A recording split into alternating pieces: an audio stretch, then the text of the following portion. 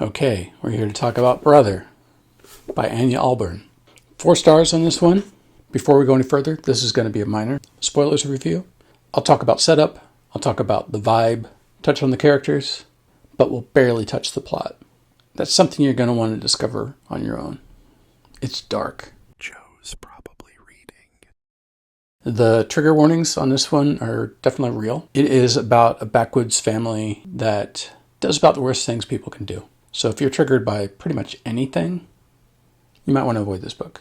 No shame, just want to flag that up front. Quick setup. The Morrows are an Appalachian family living off the grid. They have routine, they have rules, and they have a son, our protagonist, named Michael. And he's been part of this family's particular brand of sick his entire life. The book opens with Michael beginning to question his role in this madness. He's getting older. He's questioning his own morals. Then he meets this girl in town, Alice. She's beautiful. She's weird.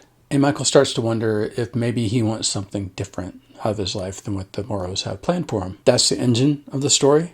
Will Michael break out, or will the family pull him back in? Sounds pretty straightforward, but it's not. Now, here's what landed for me. The atmosphere is suffocating in the best possible way. Ahlborn is incredibly good at putting you in the house with these nut jobs.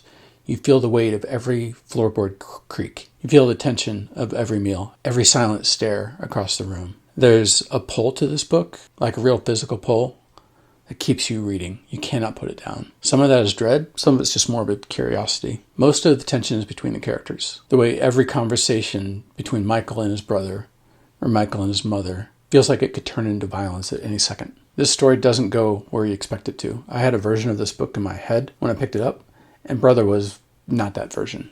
It went someplace entirely different, and I respect that. I love when a book has the guts to turn left when any other author would have turned right. Where this book kind of lost a star for me is some of the violence did feel gratuitous.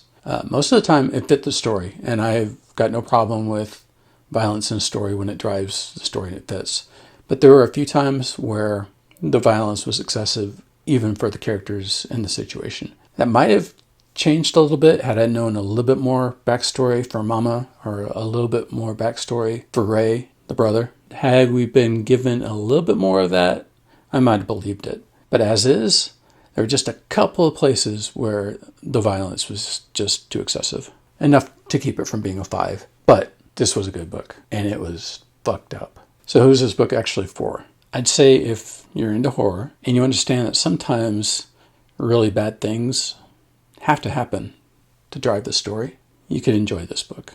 If you read horror for the atmosphere, for the dread, for the punch in the gut endings, Brother could be the book for you. If you're triggered by extreme violence, or pretty much anything that you can imagine that this book might have, well, there's no version of this book that would work without those things.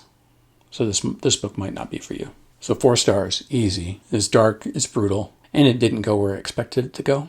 I will not forget that ending for a very, very long time. And that, to me, is the sign of a horror book that has left its mark and earned its keep. If you've read Brother, drop me a comment. I'd love to hear your opinions. Keep it spoiler-free. What would you think about that ending? I was like, holy crap. All right, that's it for now. As always, keep reading, 'cause